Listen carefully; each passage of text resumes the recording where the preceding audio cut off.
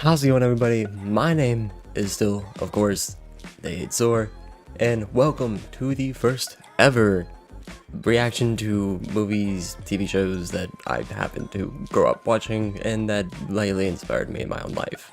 One of many of my favorite shows, today we're starting out with CW's Arrow, which is, in my opinion, probably top 3 best live action superhero medias we've gotten. Just between the character writing and the choreography and the fights are just so well done. A lot of it is just done in like one shot where they follow them across the stage or whatever that they built for shooting. So I figured might as well start with some of the best and kind of work our way to other medias. For those of you curious, what qualifies me to analyze / react to this kind of stuff, for those of you who are new to the channel and don't know who I am, my name is Zach Henderson, and for the last 18 years, I've been part-timing it as a vigilante, originally juvenile vigilante between the ages of 8 to 18, to present-day 26-year-old vigilante part-time, studying both law, psychology, as well as extracurricular stuff like war history and world history, human history, that kind of stuff. As well as having, as you can see very faintly in the background, a first degree black belt in Taekwondo. I also did a year of UFC MMA training on top of that. I am also certified in gun safety as well on top of that, so I'm also proficient in firearms as well as hand-to-hand combat styles. Others, I've as well studied countless others fighting styles, from actual martial arts to, characters in the cartoons and shows that I watched growing up, very similarly to Arrow. As the same thing with him, analyzing the way he does fighting and how he conducts himself. Initially pretty hardcore in the beginning of the show. This show does take mainly place with him being an anti-hero in the beginning, but slowly over time becoming a hero more and more as the years go on. And I absolutely love those kind of stories. If you're a big fan of like Vegeta from Dragon Ball, it's the same concept. He kind of starts out more, not as like a full villain like Vegeta, but on the more of the anti-hero side of, I do just need to kill as many as possible if needed, which he ends up killing a lot more people than necessary as a result. And there's a whole kind of underlying part of that show that I want to talk about as well while watching some of it. I don't think I'm going to react to every single episode. I feel like that's a bit overkill. So maybe I can do that. Maybe it depends if I have issues with copyright or whatever. That typically is a thing with React content. So let me know in the comments if you guys want me to do every single episode. I think that may be going too far, or we can just do specific episodes that focus on the main story, specifically Oliver's story through the show. Maybe talking a little bit about the side plots and side characters that are still relevant to the main plot, but can really not really be focused on, as Arrow is obviously about Oliver Queen, the Green Arrow. So with that being said, let's hop on into it.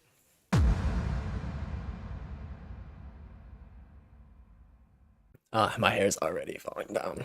Just not working with me today. It's fine. It's an everyday thing with me. Dude, I forgot. I've already forgotten how hard they go with the shaky cam in this show. That is also a fair warning for that. If you are not a fan of shaky cam, you're not gonna very much like this show. They very much use this throughout.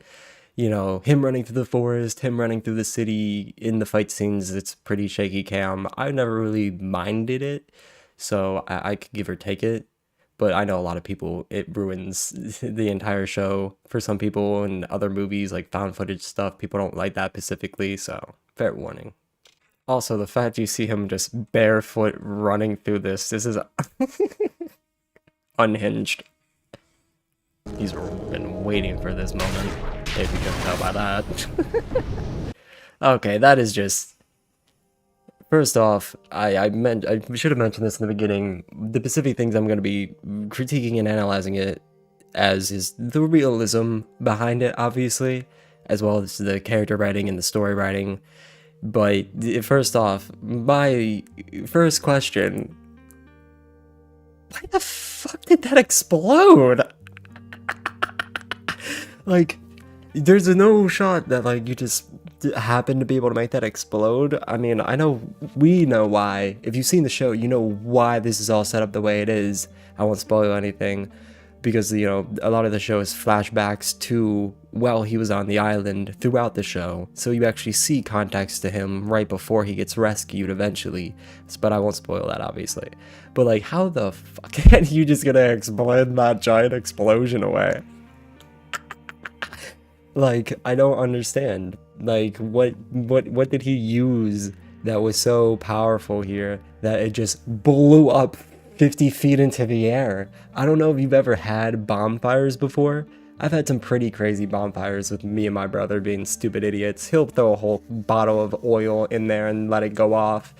And even, like, those are, like, maybe 5 to, like, at most. Like, he's had fires that are, like, 15 feet tall. But, like, even that is, like, pretty excessive. Even for that, that's way more than 15 feet. That was, like, fucking 40 feet in the air. That's just wild to me. You just happen to have the resources to make that big of an explosion. He's so lucky he just didn't have to set the fire and just wait and hope they saw it. Yeah, like, look at that. I love the subtitles. Explosion. Like, we can't see that freaking pile of wood just fucking obliterated. It has like a freaking mushroom cloud, like a nuke. The name of the island they found me on is Leon U. For 5 years, I've had only one thought, one goal: survive. Hell yeah.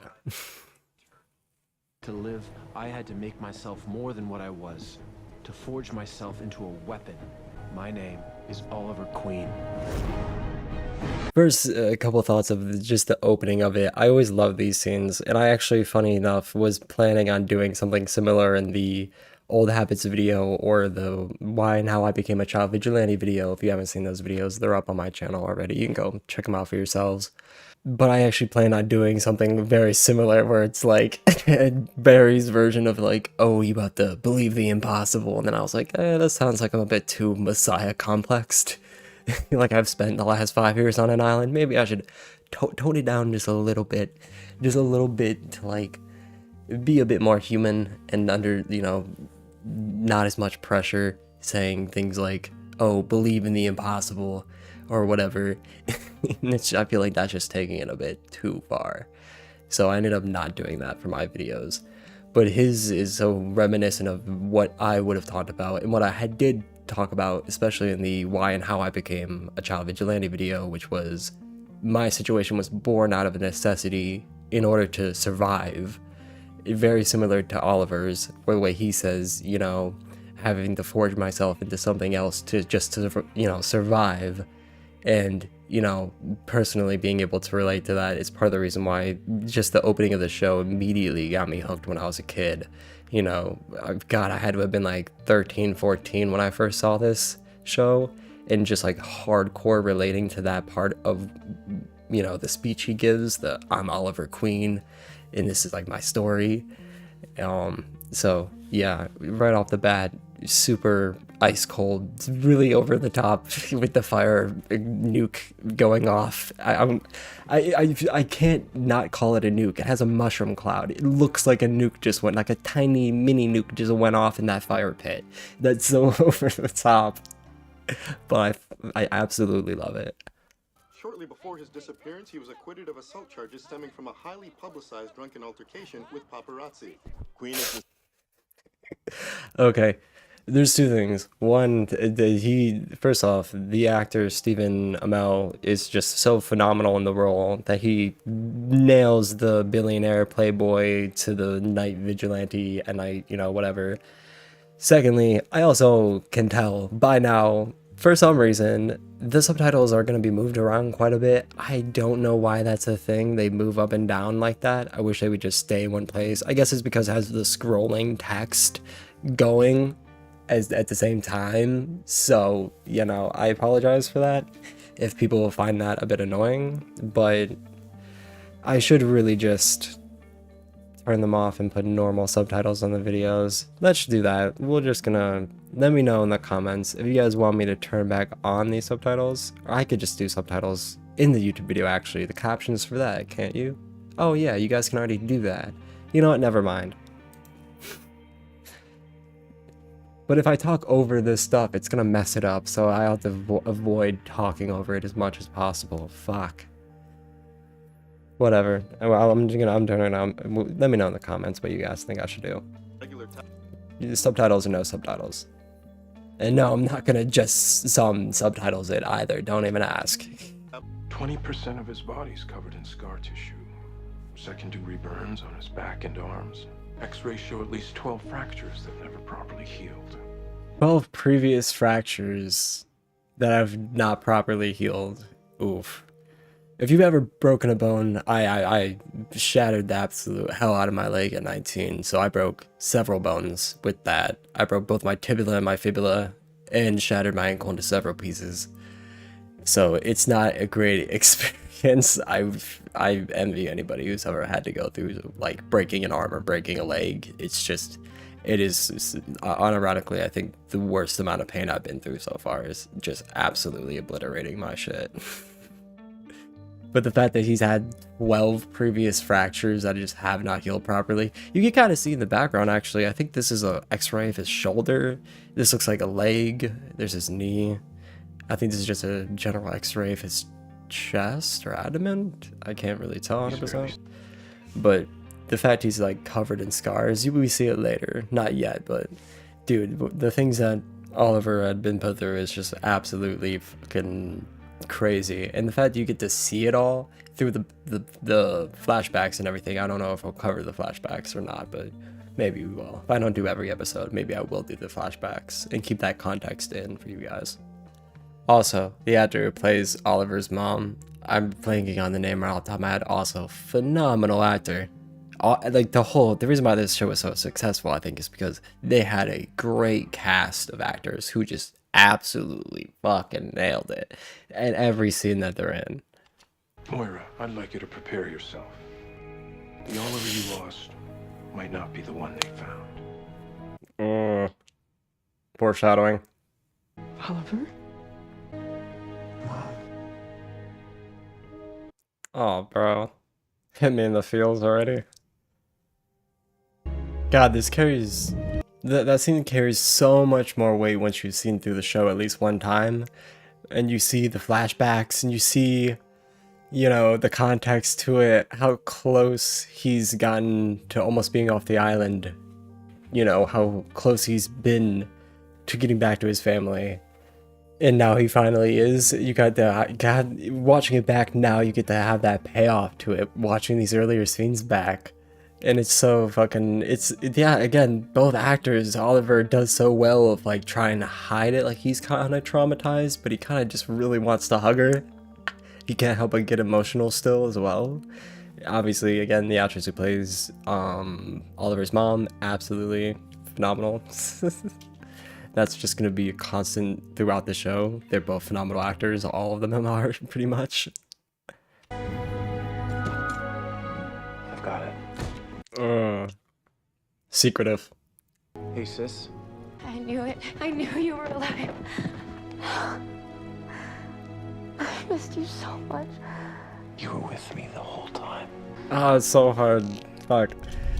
It's so hard to see these scenes now, knowing the context behind it all of the show. It makes it even worse. Like, you know, oh gosh, again, oh gosh, I should really learn their names. I need to look them up real quick. Now I'm not gonna be able to forgive myself if I don't look them up as I'm doing this. Willa Holland? Hope I'm pronouncing that right. Willa. She's also a phenomenal actress as well. So like the entire cast, they're all just phenomenal actors. No, I know I have their names up now. I remember all their names now. I looked it up forever ago, but it's been so long since I've done that. We can't win a class action suit against a man who swindled hundreds of people out of their homes and life savings, then we're not fit to call ourselves a legal aid office. Oh, fuck. Sorry, it's just... a little too realistic for our current day and age. You know, in America, you know the lore, you know the lore. Fucking Trump, dude.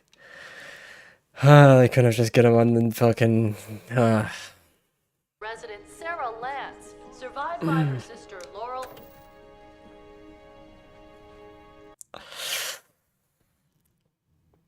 I just gotta really sorry for Laurel too. You know, I'm not gonna spoil it yet, but you know, there's some tea there. The reason why her sister was on the yacht and she wasn't, despite her being Oliver's girlfriend at the time. Wink, wink. I kind of just spoiled it, didn't I? So there's tea there as well. Oh, I love the tea in this show. It's so good. Oh, I love it. Also, you can't be fucking bringing Oliver out looking like that, dude. Come on. Survived by her sister. Oh god, you even have the steam following him out, man. Come on. They're the scars they were talking about earlier. What did I tell you? Yachts suck. Black president, that's new. Oh, and Lost? They were all dead. The good days. The good old days. Where did it all go wrong? I'm so sorry, Mr. Oliver. I didn't realize you took Russian at college, Oliver. I didn't realize you wanted to sleep with my mother, Walter. Oof, great deflection here. If you don't understand what he's doing here, he's trying to keep the attention really off of him, but not seem like he's super secretive. That's why he was very straightforward with Thea's question when she just came out and asked, what was it like?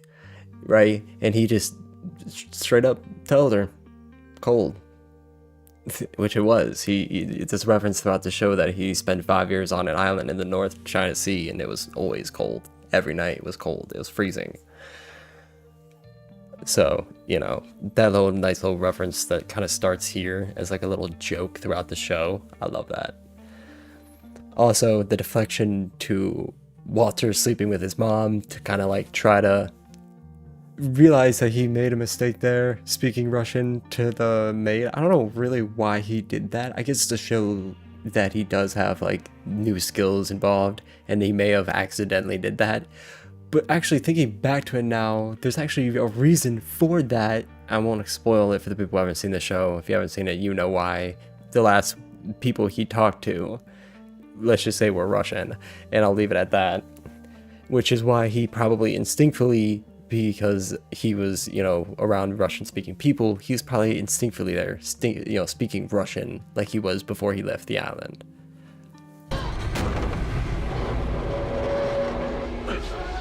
Oh, the whole Sarah being on the boat situation is so much tea, so much drama there. If you know, you know. And there's, you know, indirectly creates one of the best characters to come out of the series, in my opinion, is Sarah's character. Besides that, I was gonna make a mention of this earlier because somebody asked me this before, if that the fuckboy aura for vigilantes is a real thing, and do we constantly get into situations like this? So many people are gonna be mad at me when I say this, but it's 100% akin to real life. This is realistic. Like, girls' sisters will throw themselves at you if given the opportunity. This is pre him being a vigilante, but he definitely had that, you know, fuckboy aura before that. Some have it before, some develop it through it, I guess. I don't know. I developed my shit through that, so, you know, I kind of was a late bloomer to that party.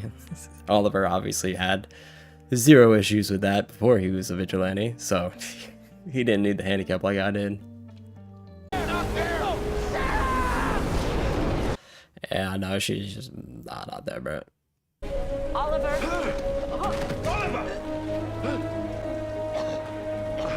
I'm sorry. I'm so sorry. No, it's okay. Alright. Again, another perfect scene for me to be able to analyze. If you're unfamiliar with the life and all that, many people who engage in it in other forms, whether it's cops or in the military, depending on how much you go through or what you specifically go through, you could end up with something known as post-traumatic stress disorder. And it's actually something that I as well partly suffer from. I occasionally still get nightmares from things from my childhood that I went through, things that I constantly stress out about in my life. And so watching these scenes back as he's having that nightmare and having that waking moment where he grabs his mom and throws her to the ground, as I've never been that physical towards another person, I have been in relationships and spend the night in rooms with other people who have told me about me rolling around in my sleep, elbowing myself, you know, even to a point where I'm kind of hurting myself even, but I've never like gone to the point where I'm just flipping somebody over off of an instinct because they tried to shake me to wake me up. Usually I'm not physical towards other people, really just myself, if anything. So to see this scene, especially when I was a kid, I didn't really even know at that point if what I had was PTSD, because I just thought I would have nightmares. But it was later when people explained to me what I was saying in the dreams and what I was doing in real life, like actually elbowing myself, like I was elbowing down at somebody who was like grabbing me by the stomach to like lift me up or something. Is definitely a bit of a spooky experience, to say the least, and it does eventually eat at you about what that says about your psyche and how much of your, you know, mental state is really left once that starts to go down that rabbit hole. And in my experience, it's not really that at all, but it can certainly feel that way, which is why we kind of see him in the corner, kind of like trying to stay away from his mom at that point, because he's actually afraid that he's like going to really hurt her at this point. And usually that's fairly common with people who do that. Even I believe I would have responded the same exact way Oliver did here. Yeah, see him, or reminding him that, you know, he's home and it's okay, you know, it's probably the best she could have did for that situation. And surprisingly, the fact that he just flipped her over his shoulder and like, well, not over his shoulder, but, you know, flipped her onto the ground, and the fact that she's still okay enough to be that calm with him is really a skill that very few people would have other than like a loving mother towards their child. So it's really good that it was her in this situation here. Like if Thea would have came in there and did that, maybe she would have had the similar response, but I think it's because it's his mom, she gives like the best response here. Where did you get these? Roxy's. Don't let him get you into too much trouble. You just got back. Take it slow. Have you noticed how hot your sister's got? Because I have not.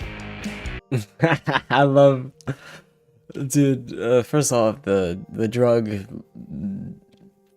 in the background, obviously a nod to later storyline. If you know the story and know the show, you actually already know. Oliver already knows.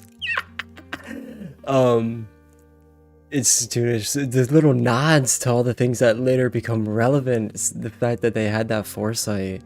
I guess they kind of always had the story plotted out, and that, you know, in that way he'd know about these things and be able to tell that she was lying to him and all that. As well as, dude, Tommy's character is probably one of the best parts of the first season. He's just so funny and iconic, trying to like keep Oliver's mind off of the island, you know, trying to like help him re-enter into society in a way that, well, he really only knows how, which is throw a big ass party, which is about what they're about to start talking about, actually, I think. Back from the dead. This calls for a party. You tell me where and when, I'll take care of everything. Like I said, I'd want a party too. Yeah, your dad sold his factory just in time. And why'd you want to drive through this neighborhood anyway? No reason. Jinx. Everyone is happy you're alive. You want to see the one person who isn't? I love the little... Why not? Fuck it. It's obviously, he has, you know, unfinished business with Laurel, with, you know, taking her sister on the yacht. We'll see that soon enough. Hunt-funded girls' re-election campaign. He's got Grell in his back pocket. You know, it's so he's just richer and willing to commit multiple felonies. We don't need to go outside the law. To find... To apologize. It was my fault. couldn't be angry because she was dead. I couldn't grieve because I was so angry. That's what happens when your sister dies while screwing your boyfriend. Because her body was at the bottom of the ocean, where you left her. Oof. I'd hope that you'd rot in hell a whole lot longer than 5 years. Gosh, the tea between them is so good, but it's if you know, you know. I'm not gonna spoil anything else. The whole him going on the yacht with her sister thing is just wild. It's a wild thing. I couldn't imagine being, you know, Oliver or Laurel in that situation. Dude, it's just pretty messed up. Pretty shallow as well. Fucked up, Oliver. What the fuck, dude? Here we go.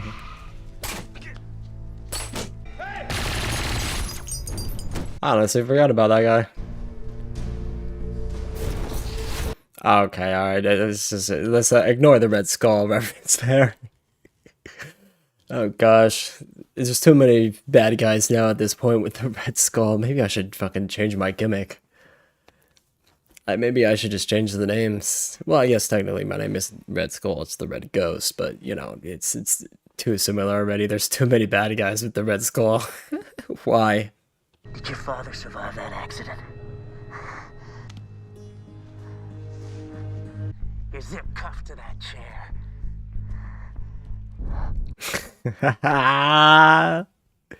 Yes. Oh! Oh gosh, so much already just happened. Oh gosh, so much. I love this fucking scene. Oh, it's so fucking good.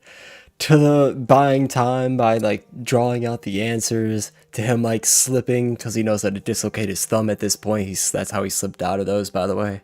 He slipped out by dislocating his thumb. And then having the reveal that he's like free again and they freak out. It's so good. The first guy doing immediately one of what things I would have did. One of the things I've kind of did back in the day was pulling out chairs in front of people and using the environment and stuff like that in my fighting styles. So the fact that he immediately grabs the chair he's sitting on is like 100% something I would have thought of. And I just love how he opens this first fight scene with that. It's so good. Twirls it around, blocks, hits, breaks off, stabs that guy, blocks with the body. Mind you, he is not holding back right now. He very much kills people at this point in the show. So if you're wondering why he just let that guy get absolutely mag-dumped, that's why. Don't worry, he gets better over time. Making sure his buddy's okay. Him revealing he was actually kind of awake. I love it. Okay, here's where I have to critique realistically. There's maybe this happens. What I want to give the good faith interpretation is, let's say the eye holes are not aligned properly, so he probably doesn't have the best eyesight in those masks. Also, this is to let you know, with the Red Skull from earlier, this is the same guy who shot the guy outside the shop earlier. So he's specifically going after this guy for a reason. But the fact that he misses every shot, even not even aiming, you can tell he's not aiming, obviously, because he's just firing from the hip, which is usually how they explain away them missing so often. But even then, the amount of luck that Oliver has, you would think I mean, he does get clipped occasionally, but it's way less often than it would realistically be. You have to have God level luck to not get hit this often and get shot at this often. This is just completely unrealistic. But other than that, it's kind of realistic. It's just extremely improbable. In my 18 years of doing this, I've only had one person pull a gun on me and then even shoot at me, let alone getting into like a gunfight every night or getting shot at every night. That is just much like Hollywood does with most things in life. They have to overdo it in movies and shows to make it more interesting. That's just kind of what they do for everything, you know? That's why Grey's Anatomy is so dramatic. But like, yeah, I guess you could technically explain this away by the fact he didn't aim at all there. Welcome to the Stormtroopers Academy, by the way.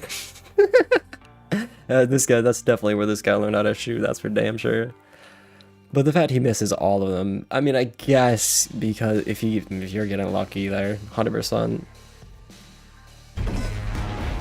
He's such a grace too. He definitely could have rolled off that. He didn't have to slide. That was just for the aura. Half of this is just for the aura. Drops onto there, drops back down. I'm not sure why he didn't just drop onto him from that first drop. That's what I would have did. Maybe it was too high of a drop. This is just, that is just human error mixed with an immense amount of luck. Holy shit. He actually used the whole magazine. You can look and see it in his face like, oh fuck, did I really just use every bullet and not a single one of them hit? Even he's on like, bro, the plot armor's real. Dude, there's no shot. Look at this. He's even aiming where he's going, which is what you're supposed to do. If you wanted to make this a bit more realistic, you'd have the bullets following behind him like you did in the previous scene. For some reason, they made the bullets go in front of him, which made it even higher of a risk of him getting a hit because the guy's actually aiming the way he's supposed to be, which is funny because he's still not aiming down his sights. He's just holding it up at like chest level and not aiming down the sights like you should. He's just spray and praying. That's what he's hip firing essentially. If you ever play an FPS game, you know how useless unless you're point blank range hip firing is for most weaponry. The spray is just way too much.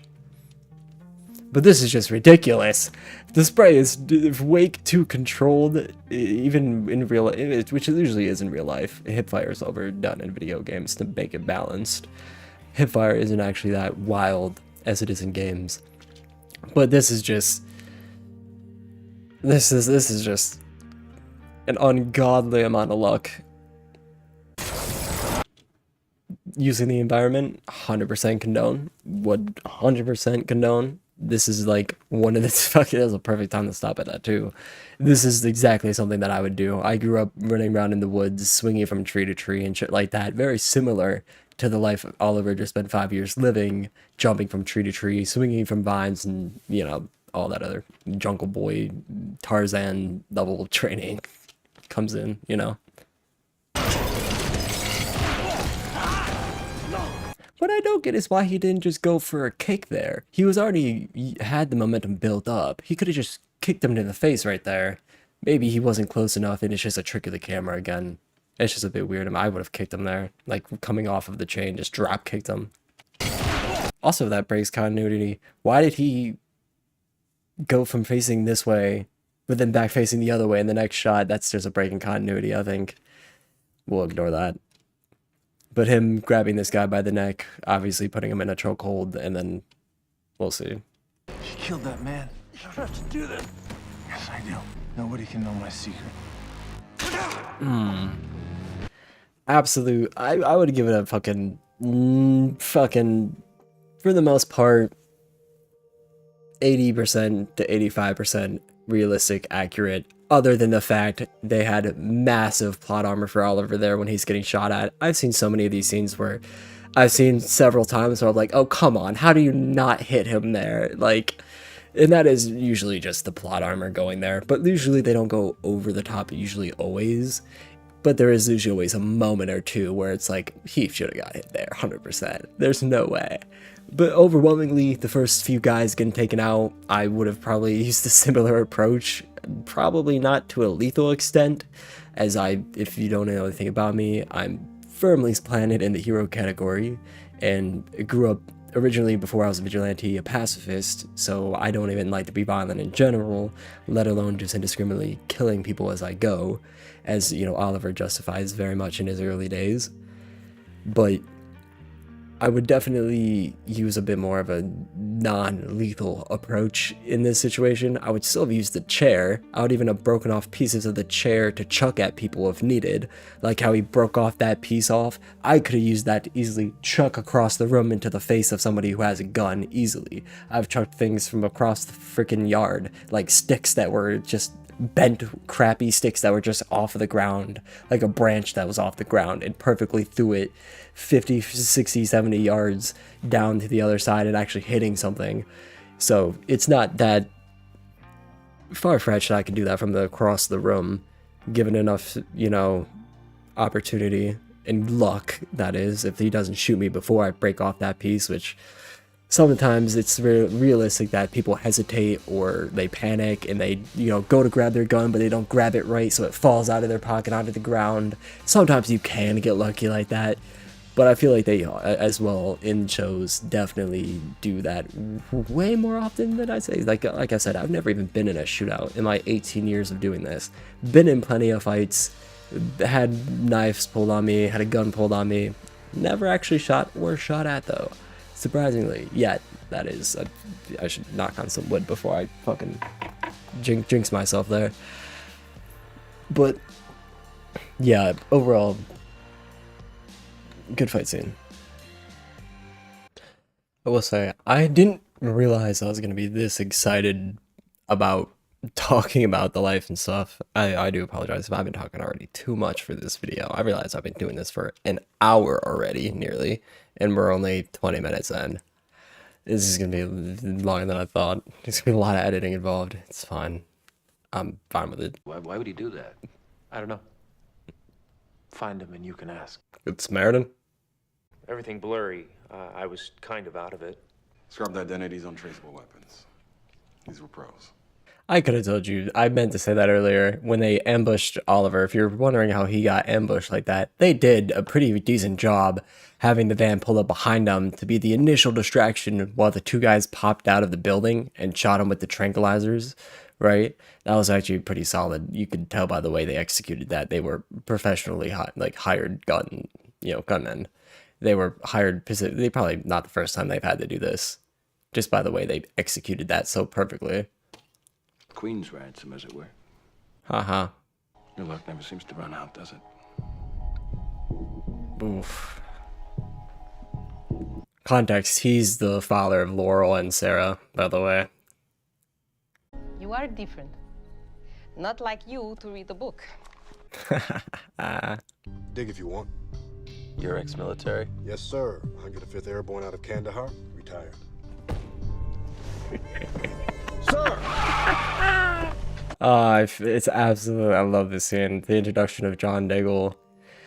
Oh gosh, I think his name is David? Yeah, David Ramsey, who plays John here. Absolute legend for the show, that is. Also, the soundtrack of this, whatever that song was, I masterclass soundtrack use, by the way. Big fan of like using music and stuff to set the mood, and that was like a perfect like example of how music should be used. It just adds to how good this show, how many good people were working on this show, between the phenomenal actors to the choreographers to the stuntmen to the soundtrack designers. You know, they're just absolutely nailing it out of the park right now. Also, his classic dipping out of the van or car whenever he doesn't notice. It's 100% a nod to Batman's disappearing without people noticing. You'll notice that quite a bit. They steal a bit from Batman for Oliver. I don't mind it, honestly. Time to get to work. What I told the police was true. The man in the green hood was there in that warehouse. And he's just beginning. Getting soundtrack going hard. He's him just breaking down walls. Jesus. I need to figure out his workout routine. Oh god, the polo bar thing. I've never seen one of these in real life. I've never been able to have had the opportunity to even try this. I would 100% try though. Such a masterclass in showing like right off the gate how skilled exactly he is with the bow. So when you see him do just absolutely insane trick shots later, you understand he trained on shooting fucking tennis balls. Okay, he's hitting a full-grown person no matter the distance or whatever. He's 100% gonna nail those shots every single time if he's able to hit shots like that. Like, I'd be surprised if like Olympic level archers are able to do similar strategies or training for, you know, the Olympics, let alone like something like this. Jesus. And just having them all perfectly like pinned to the wall. Not perfectly, you could tell some of them are a bit, you know, caught by the edge or whatever. Like the bottom one down here got caught on the edge, whereas this kind of has been more in the center. You can kind of tell. But I love that little detail that, you know, he's not exactly perfect every single time, but he's fucking damn near fucking perfect, if not pretty damn fucking close. I already said that. He's too good. He's overpowered. We call these people OP ops for overpowered people, by the way. That's what we're gonna call them. But he's been able to bully, bribe, or kill anyone who's gotten into his way. Sounds like he needs to be taught a lesson. You remind Grell I put him on the bench, I can take him off. Taking out the lights. Nice. You see, this is a great example of like how sometimes I will argue, yes, this is pure luck. And then other time it's just human stupidity. What are you shooting at, my dude? What, in what realm? Do you see demons around you right now? Why are you just opening fire in a general direction? You don't even know that's where he's at. Like, for all you know, there could be anybody back there. What if your backup was back there and now you just shot one of them? Not a very good, not a very smart man. The opposite, however, could be said for Oliver, immediately hitting this junction box and knocking out all the lights around, giving him the advantage, which leads them all to panicking. As this guy just... I don't even know. Even Oliver's at this point, hey dude, I'm over here. Yeah, right over here. Opposite side of the room where you shot those bullets at. Not sure what you're shooting at, my dude. You missed. Get in the car.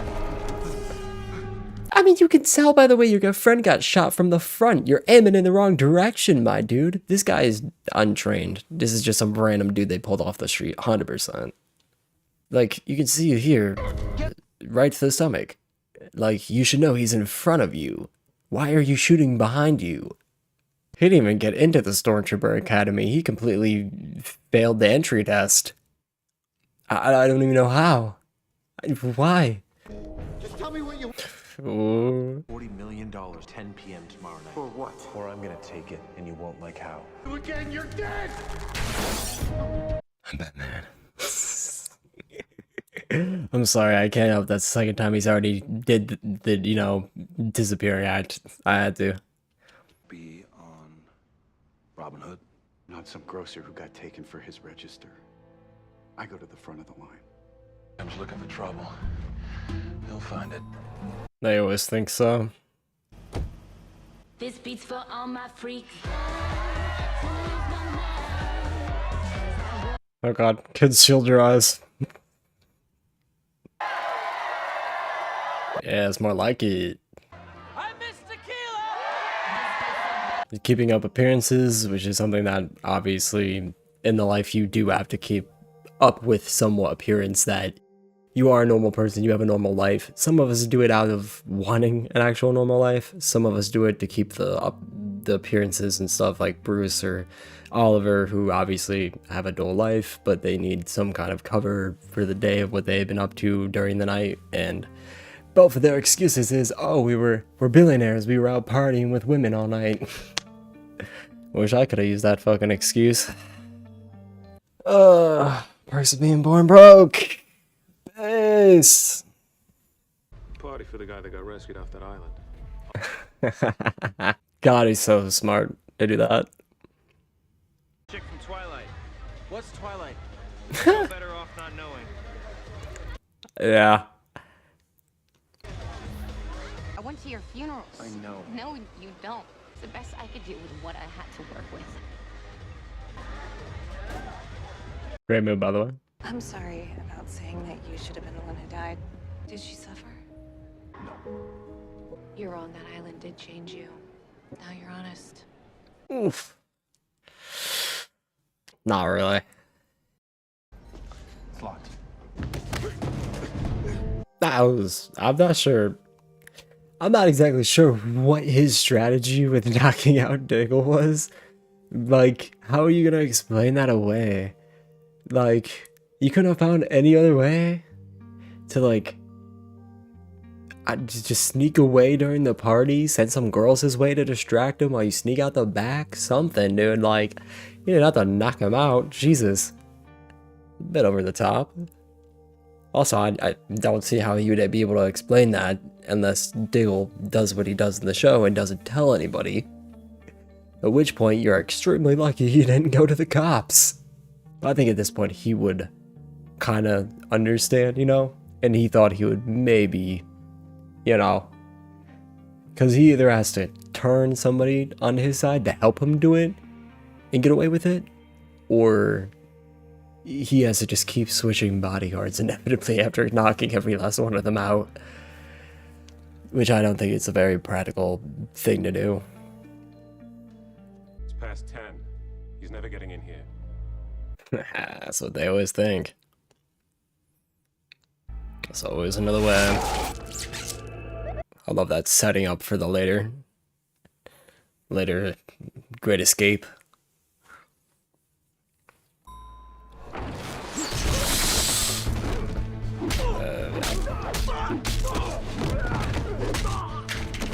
You see, he did exactly what I do sometimes, and that's throw things. However, I'm not exactly sure how strategic it is to throw his bow in his exact moment, considering he still has several people who are like ranged on him. But in a moment, you'll see why he doesn't worry too much about that. God, the bounce off the wall is so good. Picks it back up. Now, this is Technician 500 IQ rolling back into, it's funny enough, I've actually used this strategy in gaming before, where I know there's like a weapon on the ground that I can pick up for the specific kill I want to take with it, but I can, until then, use the gun I'm using, and then throw the weapon, jump over to the other one, and pick up that weapon. I've actually used that strategy in Counter-Strike a few times, where it's like switching weapons that are on the ground, and you just having the knowledge, knowing that gun is on the ground, and knowing the exact moments you need to be like on par with your movement to get over there safely enough to not get killed on your way there. And the fact that he knows immediately not to go for the shot when he gets his bow back, but to immediately grab it and immediately get into cover shows how adaptive he's become and skilled he's become on over the 5 years on the island and etc. Like, it's such a good scene too, and the fact that early in these scenes I've talked about he kills a lot of these guys, but you also could tell, like with these two guys outside the elevator, obviously, he didn't kill those guys. They're just knocked out for sure. And later he'd switch from killing people to fully just knocking everybody out, which he obviously shows from the very first episode. He's capable of just knocking most of them out. Like, so the whole him going on like a huge killing spree is a bit unnecessary. And like, not this right here, the backhand with the bow is just so fucking comedically. No martial artist or person who's a bow person would probably ever even think to do that. But the fact he's not afraid to just do a random whip to the back of him and then grab him and throw him over his shoulder, like, it shows how much of the unorthodox he's dove into in his career so far. And that is eventually where you end up once you're past the basics of stuff. Like, halfway through martial arts, I was getting bored of doing the same exact, 10-15 moves that they taught us, and looking to do MMA eventually, and then looking to other fighting styles to kind of adapt them into my my portfolio of skills that I have. It's just so fucking good to see I'm not the only person who's thought of doing the unorthodox. The more of this media I consume, the more I see vigilantes in general diving into the unorthodox, especially while dealing with the exceptions of the rule or the unorthodox, like supervillains or whatever. That's so funny though, he throws his bow there. That was just for the aura.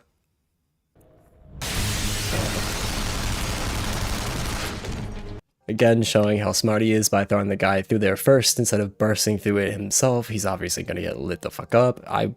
That's a pretty basic thing. Like, obviously, if there was armed guards here, there's probably more inside. They're probably waiting because they just heard all their friends get absolutely bodied. On the other side of that door, they're just waiting for whoever bodied their friends to walk in. So throw one of them through the door first. This is something you'll see in so many vigilante superhero medias where they do use other people as kind of like the ploy to like empty everybody's mag into.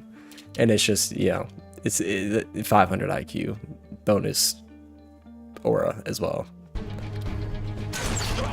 That's one.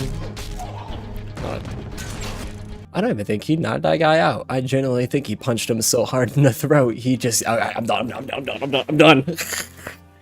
done, no more.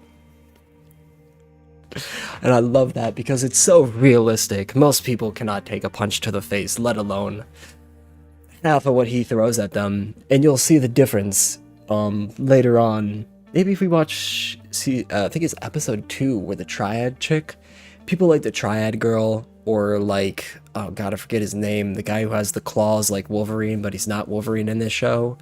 Or Bullseye, who throws the knives and has like super skill at that. Again, we call these individuals ops, overpowered people.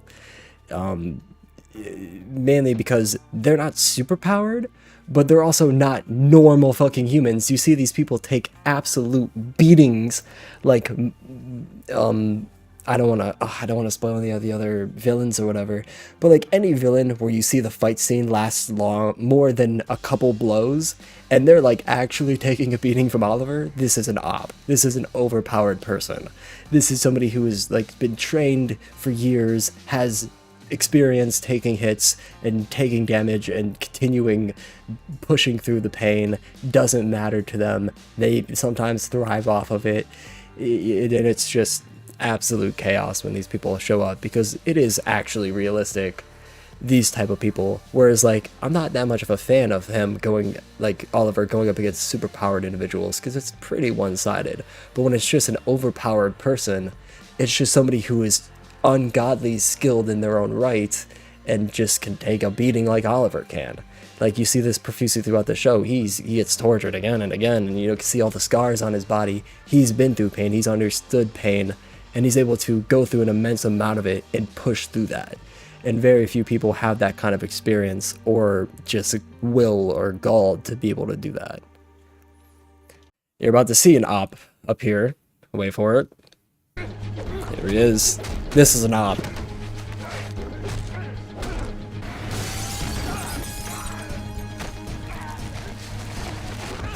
You can tell that he's an op by the fact he's not already knocked out within 2 seconds of being within physical contact of Oliver.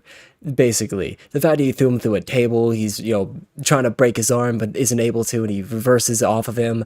Like, this is what we call an overpowered person. Somebody who's just extremely tough and just highly skilled individual. And it keeps going. He gets kicked to the face. He's gonna get back up.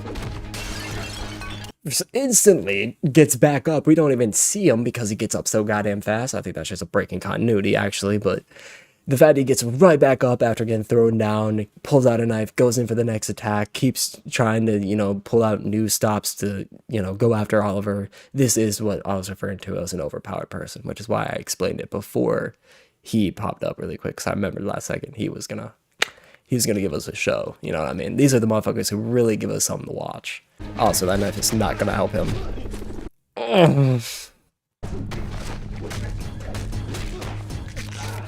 Like this. He definitely just, you can hear him dislocating that arm that he just picked a gun up with to shoot Oliver. This is an op. This is an absolute op. If he's not, he's got super serum in his veins somehow. The same arm! It's the same arm, and he's just wheeling it around like he hasn't dislocated it, which is possible. It would just be oof. As somebody who has dislocated his arm before, it is not easy to lift it above, like, your stomach, let alone up to your shoulder. Dude, there's a reason why he's yelling there. It's because he's yelling in pain, not in frustration. Like, listen to it. Knocks him down, picks up the gun. You see, he didn't start yelling until he tried to pull his arm up when he's like, ah, fuck, that hurt. Like, he's screaming because of the pain he's in from using the same arm, not because he's frustrated at Oliver for any reason or another. And here's another reason why Oliver, you can see him pulling something off of his arm here. This is little mini crossbow bolts, basically, that he uses to throw. They're like throwing arrows, essentially. They're super cute and super fucking badass at the same time. And this is why earlier I said it's not that big of a deal if he throws his bow in this situation. If there's only 1 or 2 people there, he's got like 6 of those mini crossbolts on him. So he has enough for like 6 people. So if there's only 1 or 2 people, you can afford losing the bow. Nice throw. Now, remember earlier when I said that it is an immense just luck that these bullets don't hit Oliver? You're probably wondering, why is he on the ground right now? And you'll see in a minute.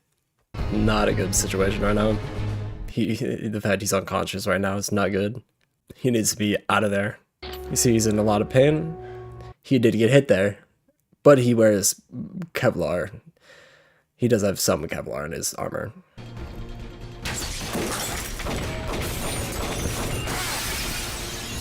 Remember earlier? With the arrow? Hell yeah. Tell me you saw that? This is why you have to give him some credit, that it's not all luck. Some of it, there is an aspect of luck, like the fact that that's the first time he gets shot in the episode. It should not have been the first time. He got very lucky. That's the only time he got shot, and that his Kevlar was just strong enough to block that. Like, he got extremely lucky there. And, well, kind of unlucky while lucky at the same time. It could have easily just hit him in the face where he has no protection and just brains all over the wall. But the fact that it hit him in his chest, while it was the least exposed part, it should have been the last thing it hit was his chest. But somehow it got, like, lodged into his armor, maybe? And like stuck because it didn't go through it. It went like diagonal to it and got stuck somewhere in it. And that's what he pulls out of his chest, to that little bullet, and he throws away. I love that little nod to the detail that if he does get shot, it can take smaller caliber rounds, but the higher caliber, I'm sure he'd get obliterated with. Charlotte City Police, the party's over, kids. The hood guy. You can find him? $2 million to anybody that can find a nut bar and a green hood. Did you even try to save him? Ooh. Dude, that guilt has to be weighing on him so hard. Still. It's way too quiet in here. This is a party. And back to it. Yeah. Getting robbed right next door and by the same guy who rescued us at the warehouse? What happened to you on that island? A lot. Oh yeah, a lot.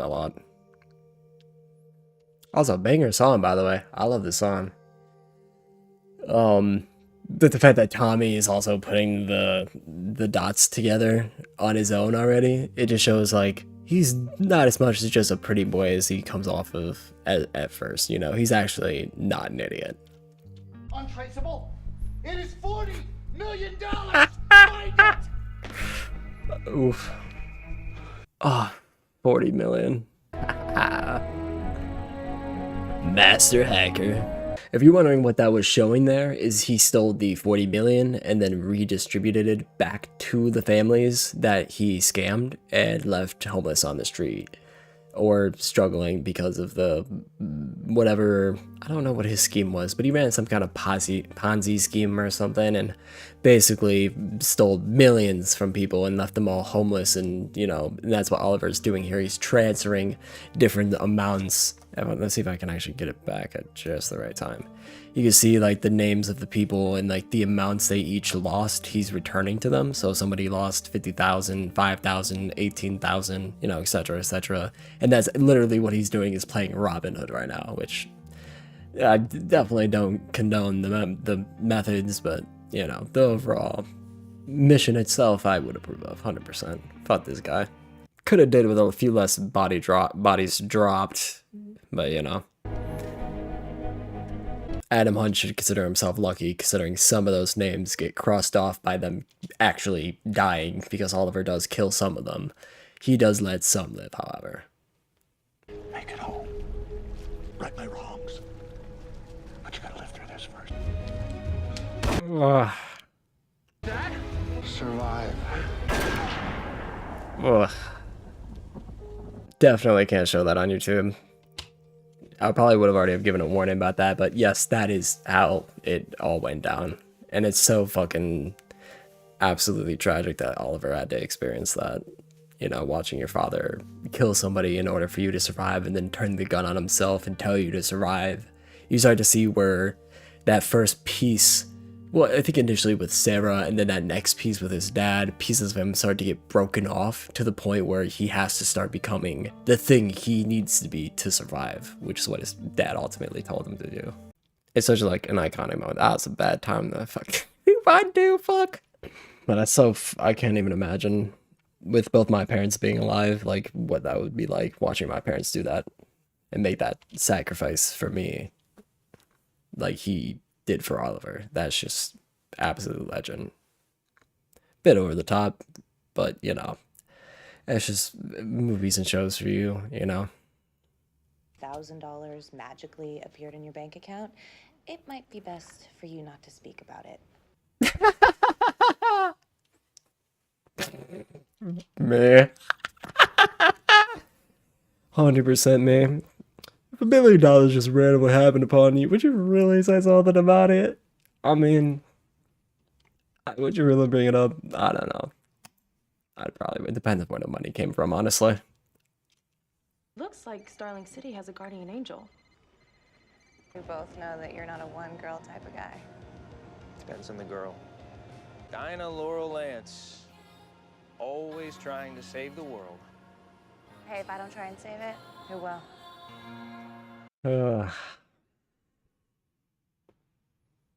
Been there, sister. There are many more names on the list. Every last one of them will wish I had died on that island. God, it's so good. The writing is so good. Characters are so good. I love it. Should we arrange another abduction? No. There are other ways of finding out what my son knows. Dun dun dun. Plot twist. I absolutely love these earlier episodes. No, don't start the next episode. We're not there yet. Oh, what a fucking absolute masterclass in storytelling, character development, choreography, you know, a bit over the top. There's a couple moments where it's like, that doesn't make it, why is he turned the opposite way now, kind of thing, but overall, I absolutely love this show. Phenomenal. The character of Oliver Queen and his story over the course of the show of the Arrow is probably one of my favorite stories that I've come across in like fictional vigilante stories or superheroes.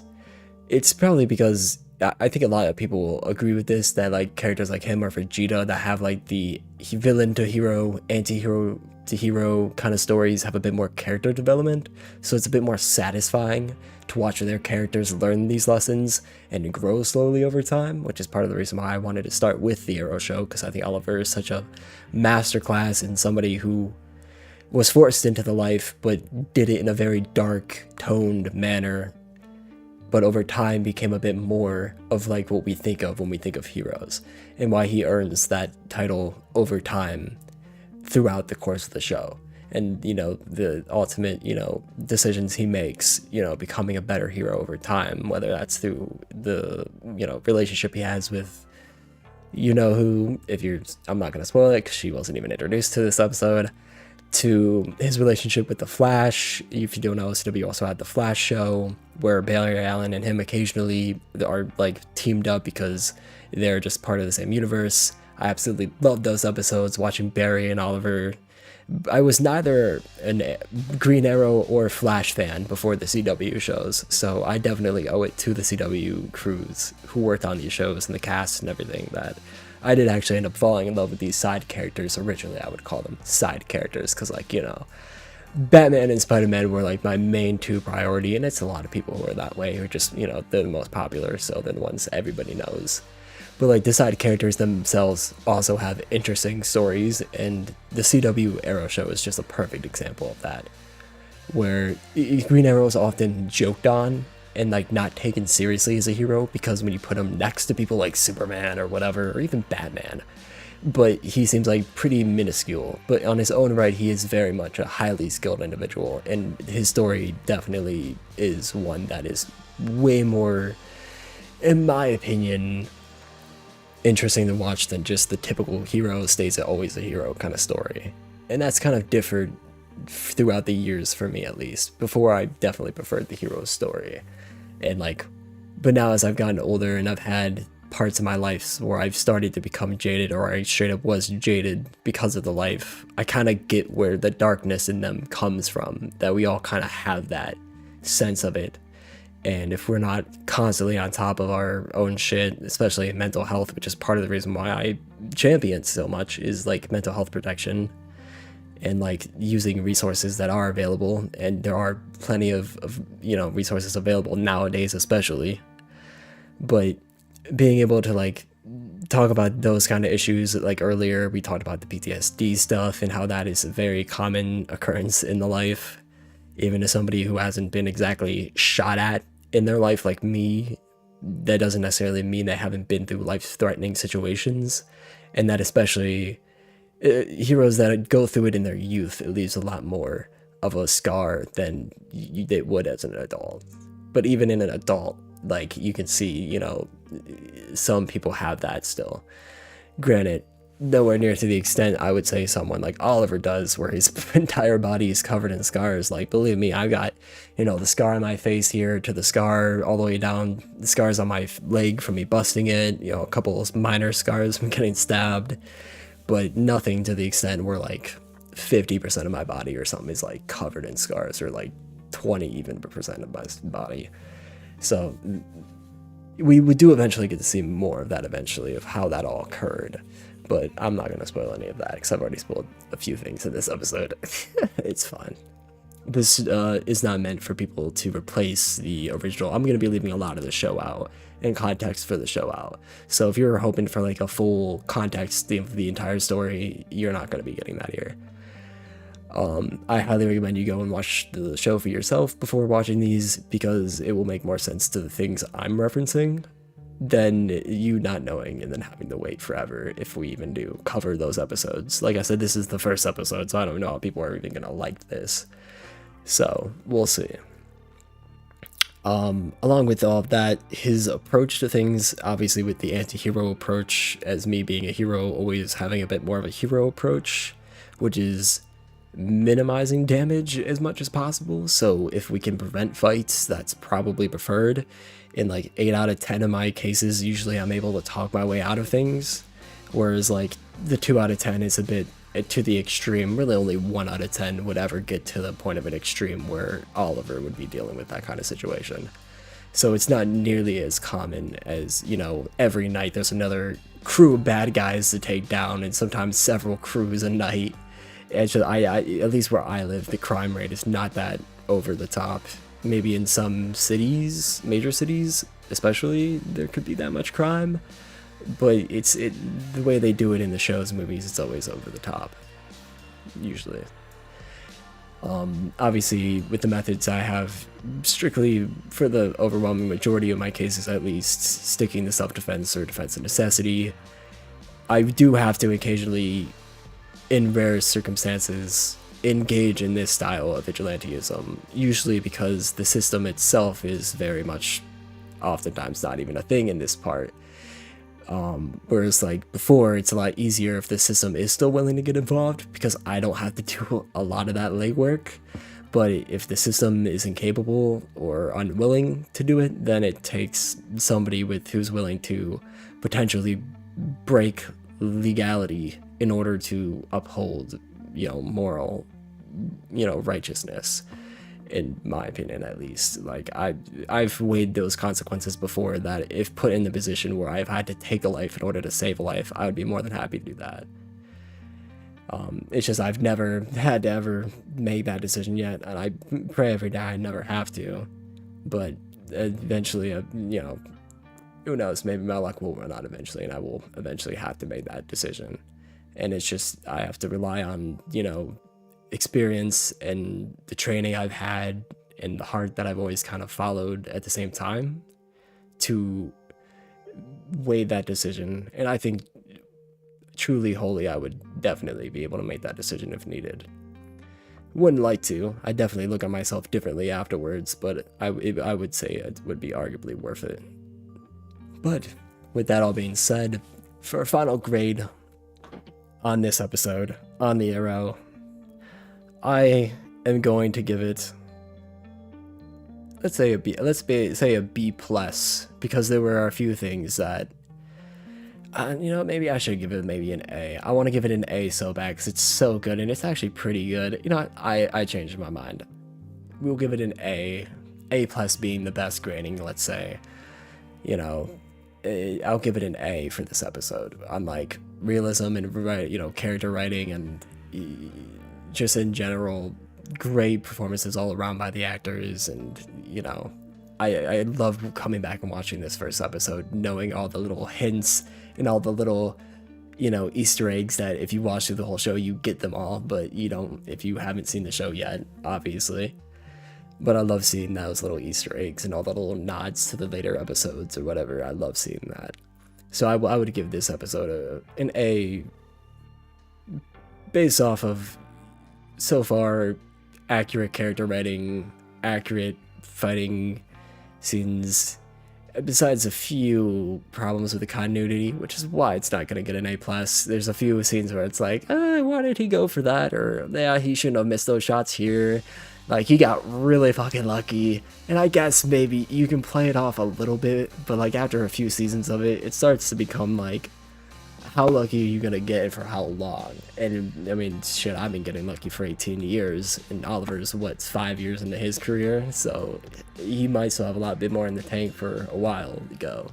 It definitely deserved all 8 seasons. It deserves so much more than 8 seasons. It was such a good show. But I think if it would have went on any more than that, it would have ruined the show overall. I think they very much did it justice in 8 seasons, even though the last season was only like half of the episodes. I'm fine with it. I think they did a pretty phenomenal job finishing it off. And, the story of Oliver Queen will always be one of the best that I've ever seen in media. And that's just hands down facts. But with that all being said and done, I hope you enjoyed this extra long episode. I hope you all have a fantastic day or night, whichever it may be for you at this point. It's almost nighttime for me. As always, until next time.